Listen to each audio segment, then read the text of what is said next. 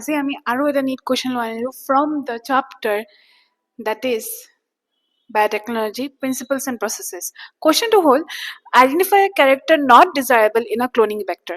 কোনটো character it is not desirable for the cloning vector? Cloning vector to আমি কেতিয়া use কৰো? Cloning vector to আমি use কৰো foreign DNA to host cell লৈকে লৈ যোৱাৰ কাৰণে যাতে host cellত গৈ যাতে হি replicate কৰে আৰু যাতে express কৰে, হয় নহয়? তাৰ কাৰণে features কি পঢ়িছিলো? Selectable marker লাগে, এটা ক্লোনিং ভেক্টৰ কি থাকিব লাগে থাকিব origin of replication থাকিব, ঠিক আছে? Yes, one or more unique restriction endonuclease sites থাকিব লাগিব, যেনেকে selectable marker আছিলে ampicillin আৰু tetracycline আছিলে, ঠিক আছে? BAM, H1 and all those. But inactive promoter নাথাকিলে তো আমাৰ কাম নহব, আমাৰ highly active promoter লাগে যাতে যেতিয়া DNA পলটো আহি লাগিব তাত তেতিয়া পলিমাৰ বনাব পাৰে যাতে, হয় নহয়? ৰেপ্লিকেশন যাতে কৰিব পাৰে হোষ্ট সেলত গৈ.